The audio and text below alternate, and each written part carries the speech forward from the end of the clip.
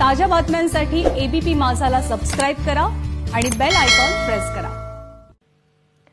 तर उद्यापासून सुरू होणाऱ्या मेट्रोचा प्रवास हा कसा असणार आहे याचा आढावा घेतलाय आमच्या प्रतिनिधी मनश्री पाठक यांनी। सध्या मी अंधेरी मेट्रो स्टेशनच्या बाहेर आहे आणि अंधेरी मेट्रो स्टेशनला आजपासून ट्रायल रन्स या सुद्धा सुरू झालेल्या आहेत। मेट्रो स्टेशनच्या आत आपण प्रवास करतो आहोत। ज्या ठिकाणी सध्या मी आहे या ठिकाणी मेट्रो प्रशासनाची संपूर्ण जय्यत तयारी सुरू आहे। मेट्रो या उद्यापासून सर्वसामान्यांसाठी धावणार आहे। सॅनिटायझेशनचं काम हे तर सुरू आहेच, मात्र मेट्रो प्रवाशांना वेगवेगळ्या नियमांचं सुद्धा पालन करावं लागणार आहे। या ठिकाणी पडताळणी बूथ आहे, म्हणजे चेक इन डेस्क आहे आणि चेक इन डेस्ककडनंच आपल्याला संपूर्ण म्हणजे स्क्रीनिंग करून झाल्यानंतर आतमध्ये प्रवेश मिळणार आहे। आपण जर बघितलं तर मेट्रो प्रशासनाची जी तयारी आहे, सरकते जिने असतील किंवा या ठिकाणच्या स्टेअरकेस असतील, या ठिकाणी सॅनिटायझेशनची प्रक्रिया सध्या सुरू आहे। लोकल आणि मेट्रोच्या आधी सगळ्यात महत्त्वाचं आहे की मोनो रुळावर येते, त्याच्यामुळे वेस्टमधली जी खचाखच असणारी गर्दी आहे ती कदाचित कमी होऊ शकते। इतकंच नाही तर टॅक्सी आणि रिक्षाने प्रवास करणारे जे प्रवासी आहेत त्यांना सुद्धा कुठेतरी दिलासा मिळणार आहे। इकडे जर आपण बघितलं तर हा डेस्क आहे जिथे चेक करावं लागणार आहे आपल्याला, चेक इन डेस्क आहे। या ठिकाणी आपल्याला हात सॅनिटाईज करून मगच आत जाता येणार आहे। मेट्रो रेल्वे प्रशासनाची सगळी सिक्युरिटी या ठिकाणी आहे।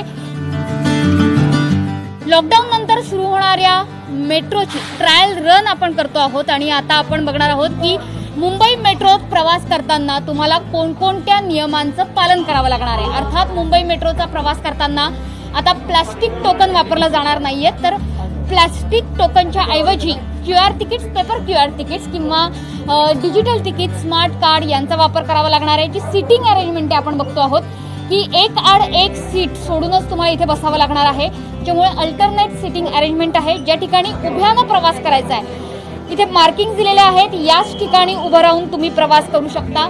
सोबतच या कोच मधलं टेम्परेचर हे सुद्धा मेंटेन करण्यात आलेलं आहे, म्हणजे साधारणपणे 24 डिग्री सेल्सिअस ते 27 डिग्री सेल्सिअस पर्यंतचं हे टेम्परेचर मेंटेन करण्यात आलं आहे। त्याच्यामुळे मेट्रोतून प्रवास करायचा असेल तर मुंबई मेट्रोची कडक नियमावली तुम्हाला पाळावीच लागणार आहे।